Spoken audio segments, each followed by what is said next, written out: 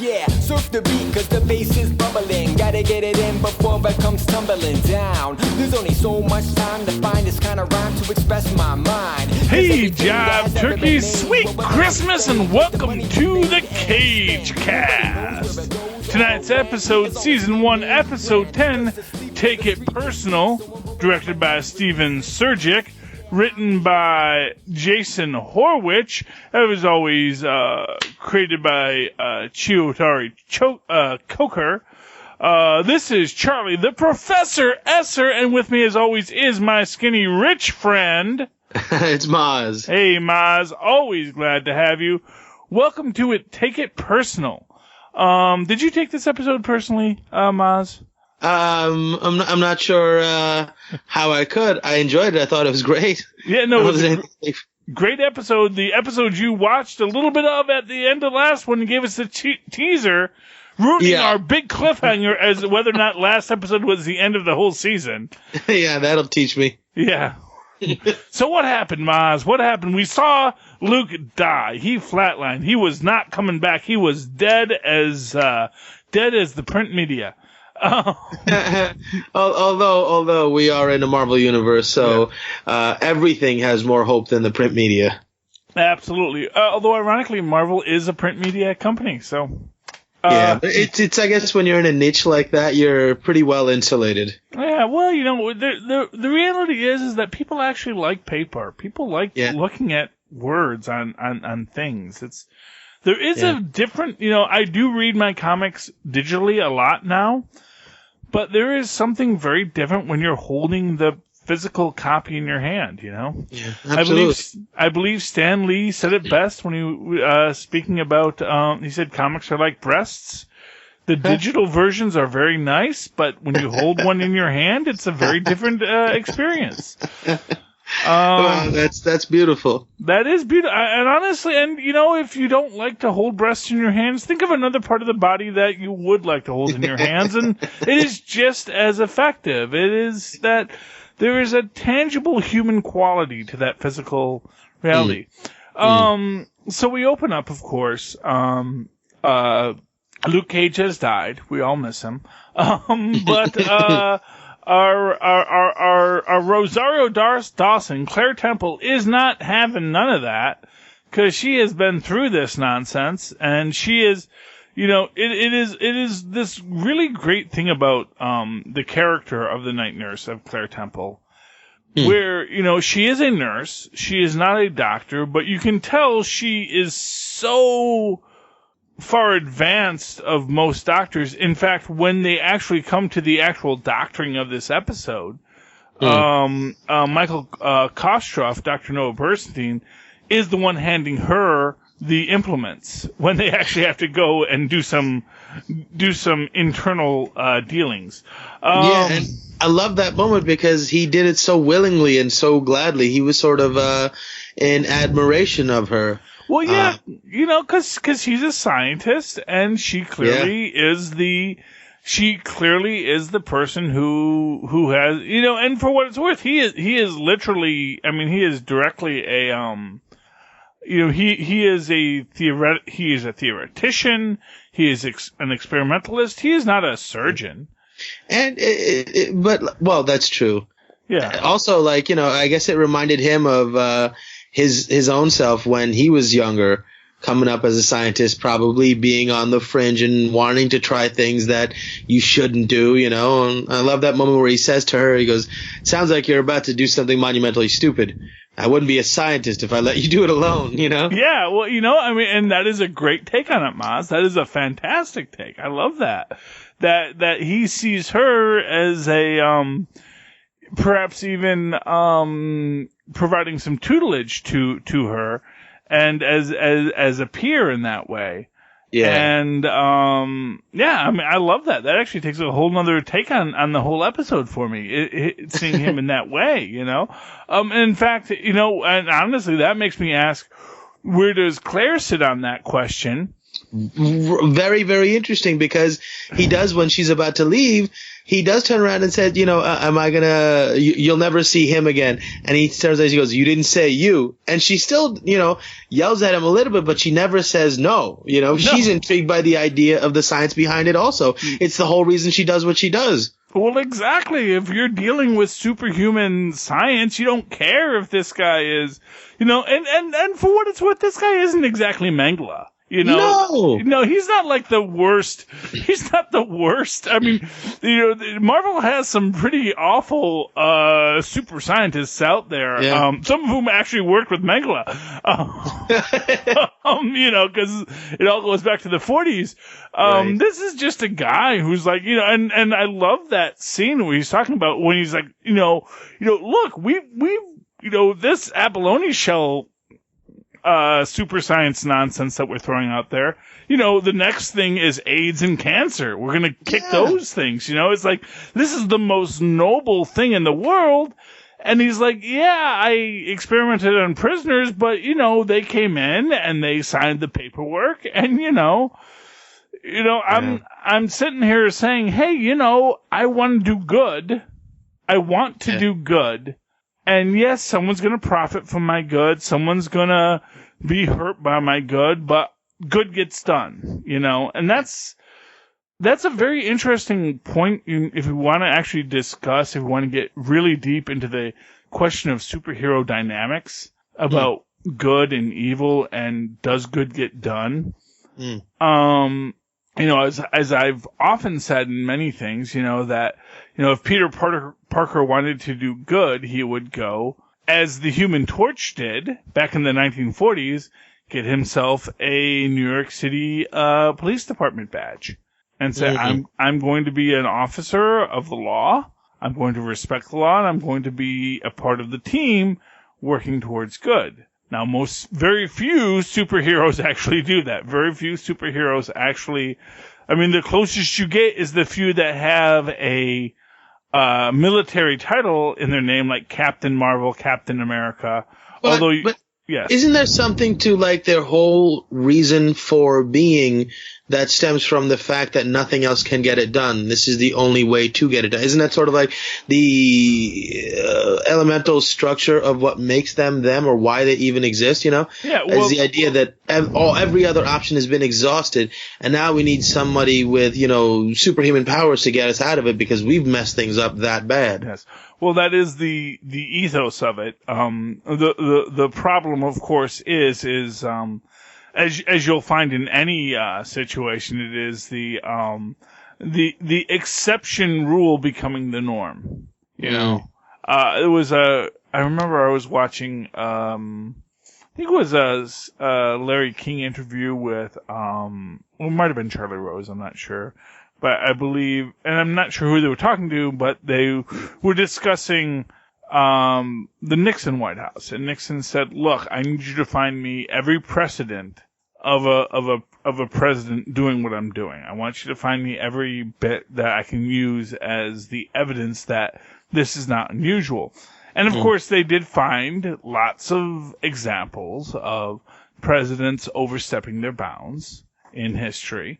But the problem was that what was the exception in other groups became the rule in Nixon. And it becomes this idea that, yes, you can say, hey, this guy did that, so what's so bad about me doing that? It's like, well, that was the exception, and you want to make it the rule. Now, we get the big reveal in this episode, which is very controversial among some people. In the broader structure, it makes sense. And we're being a little dislinear here because there are so many items in this episode that don't really, this is another episode where we're doing a lot of parallel storytelling and a lot of reveals in other stories that aren't tied back to the original. But, because I'm looking at the IMDb page, and I'm looking at Eric LeRae Harvey, who of course plays Willis Diamondback Stryker, who we get the reveal this episode is in fact Carl Lucas's half brother. Yeah. Now Diamondback in the comics isn't Carl Lucas's half brother. Everything else about him is relatively similar. He is the guy who frames Carl Lucas. He is the guy who starts the whole mess, but he's not his brother. So then what was the impetus for messing with him so hard in the comics? Well, the short answer is 1970s comic books. Okay, I gotcha. Yeah, well, what it actually was in the comics is, because in that, in the actual comics, like when you actually break down the comic, here's the thing. When people used to write comics, they were basically writing stories for children. I mean, teenagers, somewhat, maybe, more, if you will, what's the word? I don't want to say. It wasn't for a sophisticated audience yet. Well, it was for the more fanciful members of the, of your collegiate group, and then kids and teenagers, right. So the people that wanted to look for the depth in B movies, the people that sit there now and say, oh, there really was this depth to Ed Wood. These were the guys that you were writing for, as well as kids and teenagers. And of course, there are a lot more kids and teenagers than there are the guys that want to find the depth in Ed Wood. Well, it might be a good thing. Yeah, well, it is what it is. I mean, sadly, I'm one of those guys who absolutely will tell you, no, man, you got to look at this B movie in this other light and understand like the genius quality of this, of how he tossed off one idea and embraced something completely different. I'm totally that guy who will headcanon Ed Wood into genius status. Now, in truth, Ed Wood is not a genius, but he's easily headcanoned to be a genius. Which, of course, I think feeds into the entire comic book mythos, is this idea that, you can look at something and you can make it be something more by sheer force of will. Honestly, I think most art is like that. Especially when you get into stuff that isn't technically proficient. Like you go to an old master of the Renaissance, you can look at like the technically proficient work of Da Vinci, or you can look at any of the Ninja Turtles, if you will. And you can say these guys really knew what they were doing as craftsmen. And then you look at, something like Pablo Picasso or Monet or Manet or, who's the pointillist? Seurat. You can look at these guys and you can say, well, what they're doing is this, and so where you have these old masters who very much, and of course you think about the Dutch masters like Van Dyck and Van Eyck and etc., where there was this technical precision to what they were doing. Vermeer, of course, is another guy. There was this technical precision to what they were doing. And so even if you didn't want to go into the depth of what they were creating, you could look at it and say, "Oh, well, that's a damn pretty picture," Right. That is.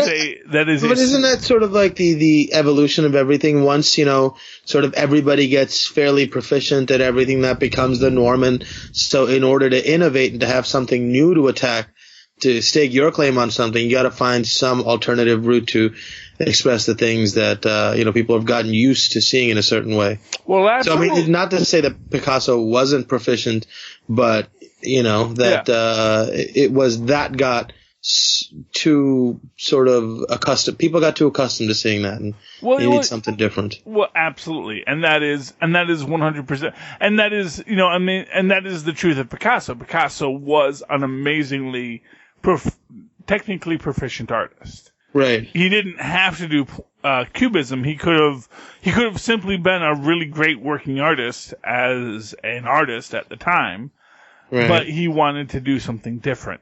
And cubism, what he did with cubism was along those lines. Along those lines, I'm always a real fan of guys like, I'm always a big fan of the good surrealists, and of course, Dali, who is the king of surrealism among the popular culture, because he was a really technically proficient artist who just painted nonsense. And of course, I go back to guys like Brugal the Elder and these Renaissance guys who likewise did that, who were just technically proficiently amazing, who painted things that were just like, what the heck are you painting? Right. But there is this idea, and what the point is that there's a lot of stuff that is questionable as to the depth of it, and for what it's worth, Stan Lee has made his career off of saying, who when someone comes up to him with a really deep statement about his work, is a man who will say, I meant that 100%. Absolutely, Excelsior, I meant that. And now, maybe he did, maybe he didn't. But the fact of the matter is, he's not going to tell you no, because, hey, you liked it? Good. I'm glad you liked it. I wanted to make a comic book that you enjoyed, That's Stan Lee's perspective. And now, for what it's worth, Stan Lee did make a lot of really good comic books that explored some really interesting ideas that then got built upon by other writers for, decades now. But, for what it's worth, and I always say, people always give, there is this movement in comic books to sort of push down on Stan Lee. I say Stan Lee actually deserves every bit of credit he gets. Absolutely. Does he deserve the money he got? I don't know, but quite frankly, that's a whole other question. Whether or not someone deserved the money they got for the art they produced is a whole other question, and it's not so much that he deserved more money than everyone else, it's just that he was the guy who figured out a way to get that money, Right. I think he contributed to comic books as much as anyone, but quite frankly, he was the guy who figured out exactly how to get his creator rights. And for what it's worth, as I'll always say, Stan Lee created the entire idea of creator rights. Prior to Stan Lee sitting there and telling everyone in his little missives to the readers, here's the guy who's writing this, and here's the guy who's drawing this, and here's why he is an amazing drawer. And here's the guy who inked it, and this is the best inker in the business. I want you to know that we could not do this without this inker. And this is the colorist, and that colorist guy, he knows how to color things, man. You think you know how to color just because you're sitting inside of the lines? That's nothing compared to this guy. And Stan Lee was the guy who built up that bullpen and, created this idea that, these guys who created things maybe have a right to it. Yeah. I think that's probably more valuable than his contributions creatively. Absolutely. But he doesn't always get the credit. And now, of course, we're actually here to talk about Luke Cage. So let's get back to the actual show. Getting back to everything. So let's hop over to our B story, which is, of course, our wonderful Mariah Dillard, played by Alfre Woodard, sort of having this really, really interesting dynamic with Diamondback, where she's essentially dragging him into legitimacy against his will almost. Right. And for what it's worth, as we'll always say, her and Shades are the real villains of the piece, and I think really build out what you want in this story. Because everyone else is so caught up in their internecine power plays. Right. And they're the ones who are saying, no, listen, this is what you want to do. I understand you're like, oh, I just want to sell guns and make money. It's like, yeah, that's not what we're doing. Now, of course, at the same time, Diamondback is absolutely, basically calling Mariah out on her sense of basically calling her out for having her airs, for putting on her airs of I'm the right. And no matter what they decide on doing or how much control Mariah thinks she has, he still seems to be calling the shots. and like follows her plan when it's convenient, and the moment it's not, he's like, yeah, I'm gonna do my own thing here because that's not gonna work. Yeah. Thanks for the advice, though. You know. Yeah, well, and they do feed off each other wonderfully in that, you know, and of course, what I think the crux of that is this idea of you know, this idea of creating the panic about superhumans, and of course, how it occurs, which is of course, you know, and this is interesting to me because you have Diamondback using this tech that is, you know, very, very interesting. You know, what's interesting about it is that it is very clearly just, you know, 1970s prop master tech. You know, we'll give him a glove and we'll give him a backpack and we'll make a little whirring sound in the background, and that's going to tell you that this is something more. Now, to me, though, I'm looking at this like, oh, how is that working? You know, okay, so where the something in the backpack's creating a kinetic charge, you know, a potential charge that gets released in the glove, you know, which is fascinating to me as an idea. Yeah, because why don't they just use that to fight Luke Cage? Well, obviously, I mean, the short answer, I mean, there's a long and short answer, and the long answer is, you know, give it a minute.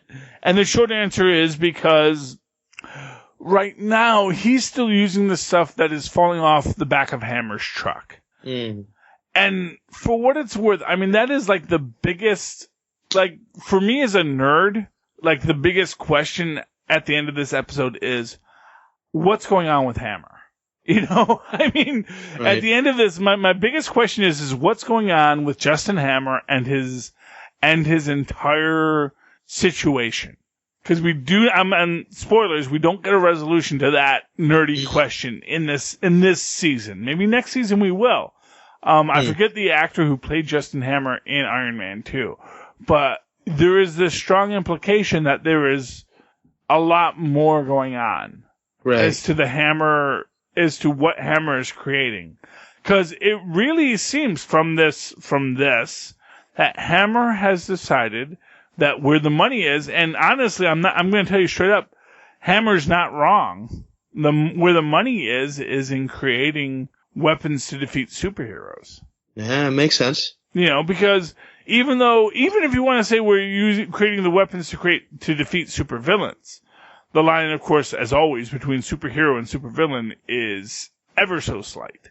You know, as we see in this episode, because the entire idea is that, you know, the crimes that Luke Cage gets accused of in this are not necessarily beyond the pale of what Luke Cage has already done. Right. You know, I mean, killing case of mistaken identity away. Well, exactly. Killing Cornell is very much something that, I mean, there's a reason he's the prime suspect. Killing the cop, less so, but then again, we don't know what the whole story of the cop is. Right. Except for, and that is, of course, you know, there's this nice little old, you know, the little Mr. McFeely, old man, cop on the beat in Harlem. Everyone loves and knows that's Officer, I forget his name. That's Officer, I forget his name. And he's just the pride of Harlem, you know, and we love him, and he just comes through. He doesn't give anyone problems. He's very nice. He's very dedicated. He's there as a cop should be, to watch out for the community and be a friend of the community. Exactly. He's actually the best possible cop. Yeah. Now that said, you know, Scarf seemed like a pretty decent guy in the first episode too, you know. Yeah, it's true. You know, so it's like if Luke Cage had killed Scarf, and we knew why he killed Scarf, we might say, oh, well, yeah, that's why he killed Scarf, because he was totally on the take and all this stuff. But, of course, from the outside view, we don't know. So when Luke Cage comes in, well, hey, it's a pseudonym, so anyone can use it. When Luke Cage kills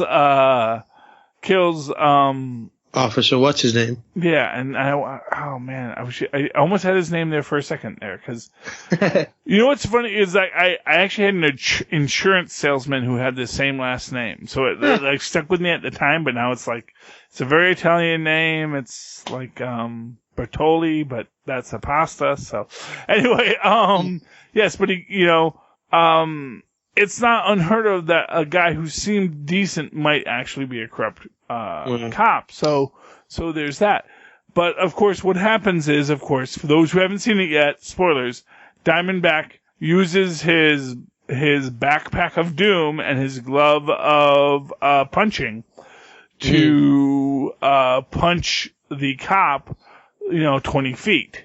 And then as he walks away, he says, "I'm Luke Cage! I'm Luke Cage!" Which, honestly, to me... And typical criminal behavior. Not really. I mean, that's the thing. It's like, and Misty Nice totally calls this out. Is like, yeah, I could see him doing that if it was like one of Cottonmouth's thugs, but this was a cop, and he's like, "I'm Luke Cage, I'm punching people." It's like, it doesn't sound right to her. And it's funny, that actually sort of leads to an interesting moment between Misty and her boss. She's sort of always been butting heads with her, but here, where she walks in and says, "I want to follow up on Stryker," she sort of gives her permission almost to say, "Go ahead." Mm-hmm. And there's this look on Misty's face like, oh, we're on the same side again almost. I thought it was a really nice moment. Well, and that's the thing, is for what it's, and remember, she's from AID. She's right. from AID who got put in charge of this. She is a cop who is actually trying to be a good cop. Now, you cross hairs when you try to be a good cop, because depending on what level you're at as a cop, good is relative, and of course that's the crux of it, is that, as a cop on the beat, you want to put this guy away, but really, as the captain, I'm looking at the guy above him, and I'm looking about the politics going down and how, and there is an ecosystem that everyone's trying to work within to make sure that the worst people get away and the best people stay. And, but here, for going after Stryker, no one is setting a tier for Stryker, least of all Mariah Dillard. He goes, "You're going to need proof, like, go get some, Well, that's the thing. It's go get some, Yeah. I also thought it was interesting that, like, Diamondback being the guy who's financing Mariah, the guy who's, sort of not financing, but whatever, he's sort of working with them and sort of financing Cottonmouth. They knew all those players. Why don't they know who Diamondback is? It's a little strange. Is he too big or is he too small? Well, I think he's just too in the shadows. Mm. That's what it comes down to, is Diamondback is a guy who has made his career hiding, Right. And so I guess, like, as more superheroes come out, all the people that are in the shadows on the bad side have to come out as well. Well, I think for him, because as we learn, he is Carl Lucas's brother. There's this entire backstory between them. Right. It is this, and of course, I love the line that Luke Cage makes about it. It was like, I realized he hated me. But the joke's on him, because my dad didn't like me either, Neither one of them were particularly, it sounds like Luke Cage's dad was kind of a dillweed, quite frankly. Yeah. He is stripping the secretary, and has a kid by the secretary 2 years earlier. Right. But still stays with his wife. Because the Lord doesn't like divorce. Well, the Lord doesn't like all, to quote, Pastor Hibbard from The Simpsons, have you ever read this book? Technically, we're not allowed to go to the bathroom. It's crazy stuff. I think he could have survived whatever he needed to do, and for what it's worth, I think you can find a way to acknowledge your own child who is, I think you can acknowledge your child who is not from your marriage, while at the same time saying, I need to commit to my marriage. But it seemed like he didn't want to commit to his marriage or to his fiance. He just sounds like a real dillweed, quite frankly. Yeah. You know, for whatever the Reverend Lucas was, it doesn't seem like he was particularly a guy you want in being your pastoral guide, you know? Right. Seems like a guy who was maybe a little on the shady side altogether. Yeah, and you probably want to accompany your wife to church every week. Yeah, well, absolutely, or at least not let her work in the minister's office. You know, it's. So yeah, but this is the thing, and this is something we've gotten into before, which is this idea that the reason why Shades and Mariah, I think, do better is they're not born into a personal vendetta of things. You know, I think that what Cottonmouth's doing is that he's sitting in this idea of personal vendetta. Right. You know, I've been humiliated, now I must retaliate. I think that is where Stryker, Diamondback is sitting, is that he's like, oh, I am hurt. My vengeance on you for all the years of envy. Yeah, you know, my daddy didn't love me, so now I must strike out against you. You know, and as Luke Cage, you know what? Our daddy didn't really like people. You know, he didn't like me. He didn't like you. He didn't like anybody. He was kind of a dillweed. You know, to be short and sweet about it. You know, he was a dillweed. So then I think we go back to Luke getting up and them being okay and talking about what's on Reva's drive. Oh, yeah. Yeah, and that's, you know, well, actually, before that, I do want to ask you, did it bother you that they only seemed to go into one of the wounds? Oh, God. Oh, man. And it was, like, so glaringly, like, that I just had to let it go. Yeah. Yeah. You know? That's because we all know he has two wounds. And and they're going into one and pulling it out. It's like, really? You're not gonna deal with the other one? I mean, obviously what it is there probably is that extended footage of like, okay, exactly. Now let's get like the other wound and let's do this. And it's sort of like, in my head, I just addressed it as in when she says, how many more are left? I was like, well, look, if you only got one out, you got to know, okay, maybe she went and got the other wound and now they're on this one. How many are left? Okay, 2 were good. Yeah. I was like, all right, I'll let that go. Because it was just such a glaring, I don't know what their reason was for not addressing it, but it was funny. Well, I think it was that they addressed the shooting. And they said, well, let's shoot him at least twice because he's still standing. So we've got to really make this look bad. And they're like, oh, we don't have time to get all, you know, because we've already established that these things break into 4, and now we've got like, you know, we don't have time to take 4 pieces out in this episode, you know. So like I said, I'm sure there is some footage of that additional 8 pieces coming out, and they were just like, you know, just cut it. No one's gonna mind in the moment. And they forgot they were making this show for nerds. So, and that leads us to our big, you know, sort of what you can relate back to the Incredible Hulk moment he has in the barn. Yeah, where he's like, look at him, he's gonna pick up something that looks really heavy and throw it at something else that's probably gonna break. Well, yeah, and you know, for what it's worth, did it bother? I have not been in. I've been in one barn in my life, and they tended. I've been in a couple barns because I used to be a Boy Scout, but every barn I had been in my life had like, you know, pretty decent seams on the walls. It seems like everything I'm watching a barn on TV, it's always got these big gaps in the walls. Like there's like no real structure to the barn. I'm like, right.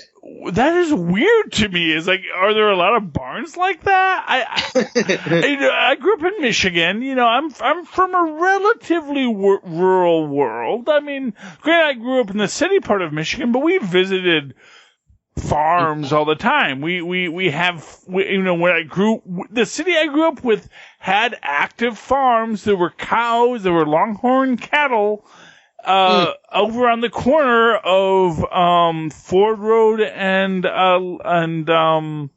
I forget what it's called.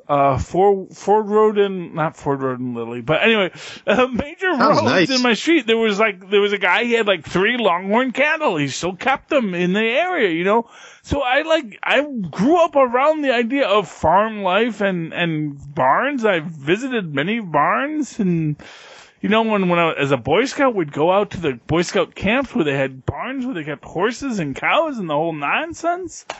Never did I see a gap in the walls. And, like, every time I see a barn, whether it's this or whether it's Smallville, there's, like, these big, like, wind gaps in the barn. I'm like, why do you even have a barn now? It's like there's these big gaps in your walls. What are you keeping in here? I guess certain things just become like metaphors in our mind, you know? Like, they become like emblematic almost. Like a barn has to look this way, otherwise it won't feel real. It won't feel like a barn. It won't resonate with that same note, that same memory that people have, you know? And it has nothing to do with what's real. It's just what was presented to us when we were kids and we grew up with this image, and now it's such a powerful thing that everything has to ascribe to that, otherwise it doesn't feel real, you know? Yes, and I would absolutely agree with that idea if he wasn't keeping sensitive scientific equipment in the barn. Right. So it's a little weird there. But, you know, basically, Luke Cage, you know, he says we can't let this guy, who, you know, for as nice of a guy and as nice of a scientist as he's been presented, because he is presented as this pretty decent guy. Yeah. And this pretty cool scientist who is like, hey, I'm going to help you. And yeah, I got no problems. This is all good. But Luke Cage basically says, look, this is the guy. And, you know, I think there is a deeper statement here, you know, when you think about things like the Tuskegee experiment and things like that, where people who were very decent scientists, who were good men, but who said, oh, well, we're doing the study, so let's just continue our study. You know, let's just look at what we're dealing with. You know, let's complete the work we're doing. And, you know, they can be as nice a guy as you'll ever meet, but they're doing something that's wrong. And I think that's why Luke decides he has to destroy everything. Right. It was kind of interesting because, I mean, I was sold on the Doctor. I don't know if it was because of, you know, the actor portraying him. He did such a good job, but like, he had my sympathy. I believed him, and you know, and he hasn't been doing anything in a while. He's living on his, you know, by his lonesome in some house out of nowhere, you know. And now he has a chance of getting all his research back, and he played it so well. He had like this childlike excitement in him all of a sudden, and I felt for him. I wanted him to succeed. Yeah. And so when he was destroying that, I was like, oh no! I hope he gets his data back. But you know what, Mozz? That is exactly what every guy who's been on trial for their war crimes in Israel have been said. You know, look, for the last, you know, yes, for 40 years, you know, back in the 1940s, for 5 years, he was the most horrible asshole in the world. But since then, he's been pretty decent. So yeah, but I mean, I don't even agree with that he was a bad person even back then. Yeah, well, I mean, that's the question. But of course, what did it in that? But then again, you get to this question, which is the crux of the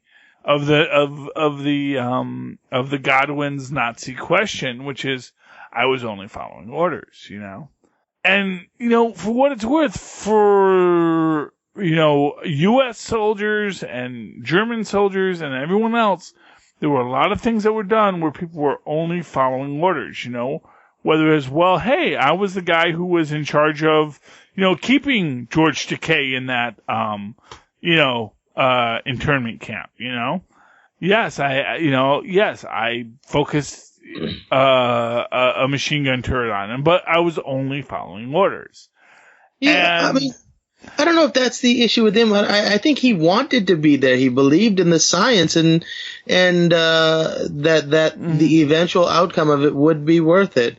And I'm not sure I disagree with him. I mean, these were like the worst of society that he was doing this to, and they did volunteer for it. Yeah. might as the worst well of make their society, life. except for those guys who were framed. Well, that's true, yeah. And of course, this is the Marvel Universe, where, if you're going to wind up with superpowers from this, you were probably framed. So basically, anyone that was going to wind up with superpowers, he pretty much had to assume, well, they were probably framed then. I mean, the laws of physics in this universe take into account the quality of the story. So, I was like, oh, man, I just realized you got superpowers from this, so that either means you are the absolute worst human being in the world. Right. In which case you're going to be like, our Joker for this story. Or you were framed and are the best human being. In which case, sorry that you got wound up here, but hey, that episode you got superpowers, so there you go. Which is sort of, again, interesting because he busts up the computer, and then it reminded me of that scene out of Zoolander where Hansel is standing on the balcony and throws the computer down. He goes, "The files are in the computer." Yeah. In that, it's like you wrecked it, but the hard drive still works. Everything's still there. What did you really do? Do you know how computers work, Luke? Well, exactly. Well, that is now, for what it's worth, I will, in Luke's defense, generally speaking, smashing a computer will damage the hard drive enough that you're not going to get all that data back. Right. So the level of preservation of the hard drive, where he just plugs it in and it's works fine, that was real lucky on the doctor's perspective. So the doctor was like, oh, okay, yeah, it works fine. That it's like this. The data might have been recoverable, not necessarily by the doctor at that point. That it was recoverable by the doctor is basically Deus Ex Machina for the story. Which you'll see later.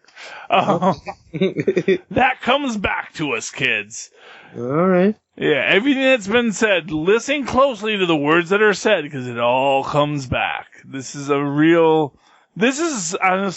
probably the neatest written and most connected series Marvel has done.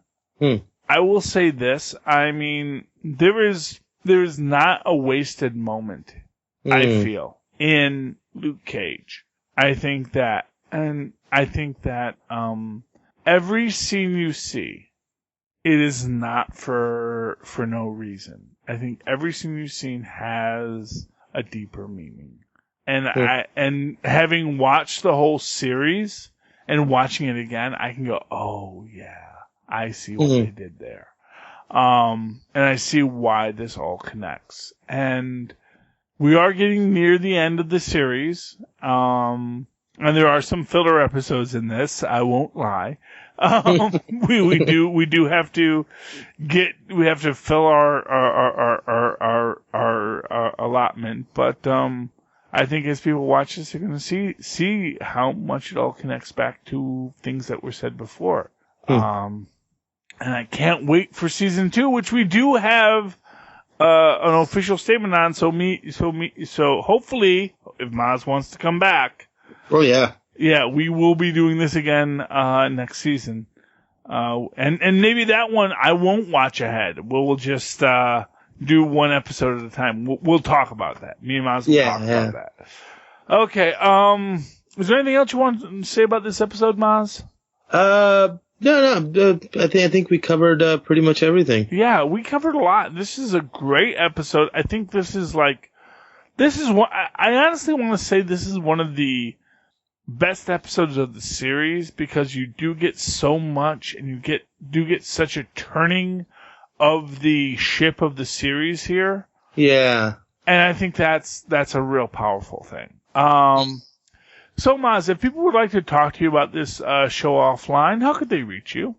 You can email me at mozzmanzor@gmail.com, or find me on Facebook at Mozz Manzor. That's MOZZMANZOOR. And look for the 2 Z's and the 2 O's in the middle for quality, kids.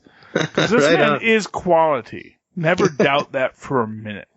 Okay, and of course, if you'd like to reach out to me in that old-fashioned email way, which I still use, and I still use this outdated email because it says superconnectivityblog@gmail.com. That's superconnectivityblog@gmail.com because I do another show called Super Connectivity, and I used to have a blog that I would write for when I had time. But write to me there. And, of course, if you would like to follow me on the Twitters, as the young kids do nowadays, follow me at Charlie Esser. That's CharlieEsser. Look for the 2 E's in the middle. Okay. Sweet Christmas jive turkeys. That's been another CageCast. Please step into the cage with us again next week. Good night.